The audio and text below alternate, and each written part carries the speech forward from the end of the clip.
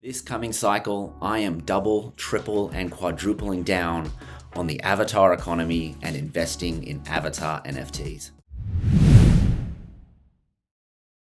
Hello everyone, I'm Nathan, Senior Researcher at Collective Shift, where we share the latest and best crypto analysis and advice on this channel to help you create more wealth and freedom.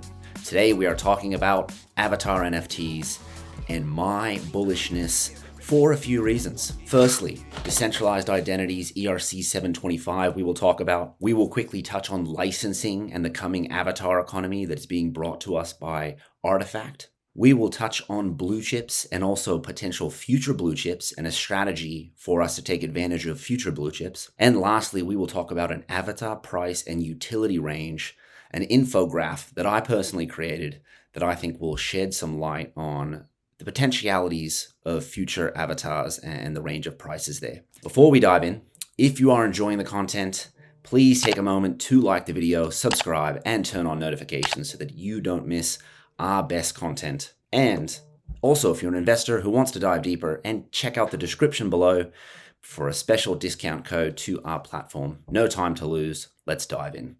First up this week, let me go full screen real quickly. Is ERC 725 the Ethereum identity standard? Right now we have avatars that are used in social media, limited use cases in metaverses, but in the future I believe they will become more ingrained to our digital identities.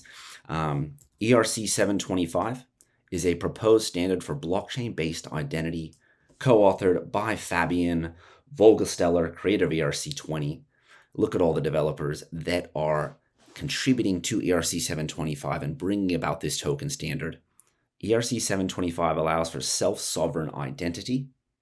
Users should be able to own and manage their identities instead of ceding ownership to centralized organizations. So I think we're having a coming renaissance for identities, and avatar NFTs will be at the heart of them.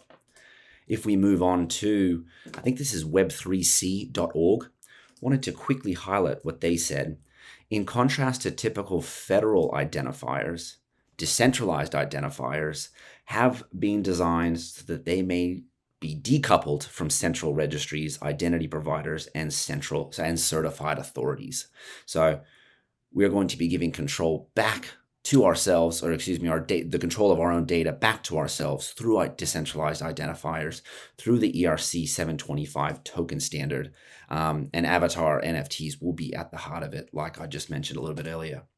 We already have use cases of ERC 725, pretty limited, but we have Origin Protocol, Calum Labs, Hydro, Wire, Lydian ID, Smilo, and the Luxo blockchain. If we move on to our second point today on the avatar economy and licensing. Now, if we saw earlier, July 4th, earlier this week, Artifact, the creator of the Clone X avatars who were bought by Nike, they kind of declared that a new era begins, the start of the avatar economy. I love that they phrased it, the avatar economy.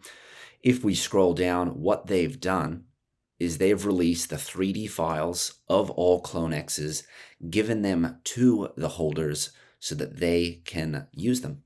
They want to create a plethora, a new generation of creators. They want them to emerge. They want clone VTubers. They want clone fashion models, 3D creator superstars, video games, fan art NFTs, and other things that, NFT holders or Clone X holders can come up with, and whatever they can really conspire and create together.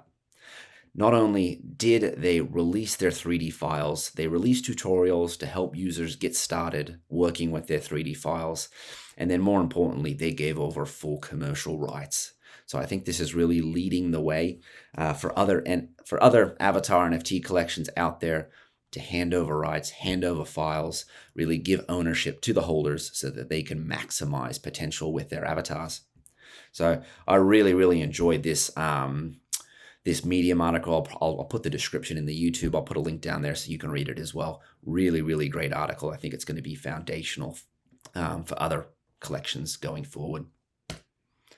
We've already seen Artifact creators, a Twitter account pop up to display the creativeness and all of the different things that NFT holders of CloneX are doing with their CloneX. So very, very cool. We'll see this proliferate into other collections, in my opinion, as other collections give up their files.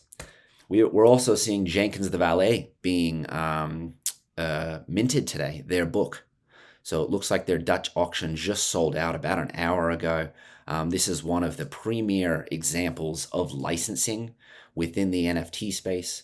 I think about 3,000 people licensed their apes, their mutants, for a book that was written by Neil Strauss, a 10 times New York Times bestseller. And everybody licensed their apes with Tally Labs. So looks like this NFT, if burnt, is a book. And you may either burn it for a PFP or stake it for membership. So 2 examples there are artifact creators and then Bored and Dangerous of licensing examples of our avatars going forward. And we'll touch on this a little bit later in the video as well, these licensing opportunities that are going to be coming up, partnerships, integrations, a lot of opportunities for people that want to build brands with avatars. Moving on to blue chips and future blue chips. Now, a lot of the blue chips that are already established today may be looked at in the coming years as, older generations and really not for a new generation of Web3 goer that are coming into the space, say in 5 years, in 10 years, coming out of college, coming out of university, coming out of high school. So we've got our established blue chips that are, anywhere pretty much from 2 ETH upwards. You'll get a really good collection that has a very good chance of surviving. Once you go below, say 3 ETH, below 2 ETH, there is a plethora of avatar collections that do have a higher risk of being successful and building global brands. So in my opinion, if you can dollar cost average and build up into a blue chip collection if you want one today and you've identified. If not, let me not go full screen mode for a second and wanted to quickly talk about a strategy here on the left-hand side. And really the strategy is if we want to invest in some potentially future blue chips that are going to be minting in say 2023, 2024, 2025, we will have new avatar collections being minted in the coming years by new creators, new entrepreneurs. I would say put aside some ETH for the minting and the participating in those new collections. If you want to get into some old blue chips, that's great. Do that, highly recommend, but also highly recommend putting aside some ETH that we invest in this year to then invest in NFTs with it later. So, the action, we will purchase ETH in 2022 when the price is at or below $1,000. And typically if we use those funds in the future for a 0.08 mint, it'll be an $80 mint.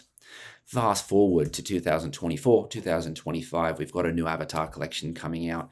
ETH is at $4,000 though. We've actually gone through our whole cycle again. ETH is back near all-time highs or higher. A 0.08 ETH mint is now $320. So that contrast in investment mentally, if we just purchase ETH today, hold it for a couple of years, then we can put aside a percentage of our ETH holdings at the time and say, great, I'll use this for ETH NFTs, I'll use this for NFTs, and I'll be, mentally happy with investing, ETH that has already done a 3x, say 2 to 3x, 3 to 5x, and then the NFTs that we're investing in would be looked at as a levered play on Ethereum, and you'd want the NFT to then appreciate in price at a greater pace than Ethereum itself.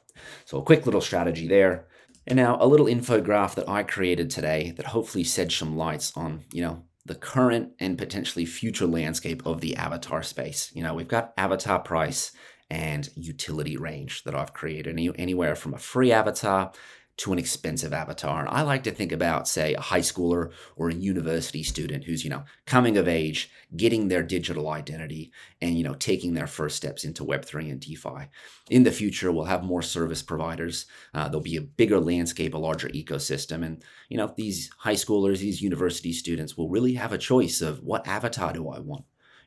Most likely they'll go on the cheaper side, being younger and having less disposable income.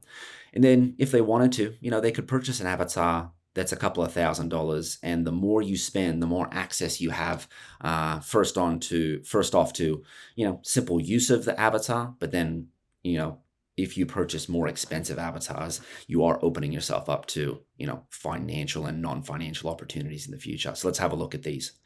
If you buy a free one, you get use on social media. We can use our avatars as our identities. If we start to get part of collections and communities, we get token gated access. If we go for more expensive collections, we could get public licensing options like we saw with Bored and Dangerous. If you buy a $1 million avatar, you will get exclusive licensing options. People will be reaching out to you for opportunities in the future. A cheaper avatar in the future will get some metaverse access. Expensive avatars will get all metaverse access, and then very expensive ones, in my opinion, could get custom metaverse access or early access. That goes along with integrations as well. So speaking of integrations, if you go on the cheaper side for an NFT in the future, you'll get a gaming avatar, you'll get access to some metaverses, but in the future I think we'll have dedicated service providers for expensive NFTs, and then world-class service providers for your really, really expensive NFTs. So you'll be able to get, custom things done, custom digital files, and digital access created. At the moment, that's looking like VTubers. It's looking like 3D files with custom commissioned artwork and other things like that. But in the future, we'll see what happens with service providers around avatar collections like Bored Apes or Punks. In the future, we'll obviously be able to use our avatars for our digital identity. And then if you have an expensive one, you'll really have a trusted and revered brand, or an identity within a trusted and revered brand. If you purchase $1 million plus avatar, you're really looking at a coveted subgroup or a one of one within a trusted and revered brand. And then thinking about future use cases, video conferencing use for expensive avatars, augmented reality and AI use for your most expensive avatars, airdrops for all your good avatar collections as you build out a metaverse ecosystem, and then events. I think that good avatar collections in the future will have a calendar year of events. It won't just be once or twice a year. And then very expensive avatars get VIP access to all of those things. So just a very quick spectrum of price and utility range.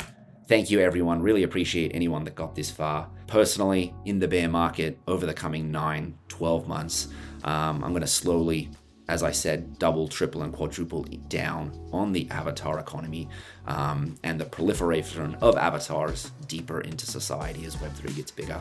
So I think that a lot of the blue chips are already established, but as point 3 number said today, I think there will also be future blue chip NFT collections minted, that we should put aside some ETH so that we can participate and potentially participate in the right ones and get another blue chip. So thank you, everyone. We'll stop right there. Really appreciate it. Bye for now.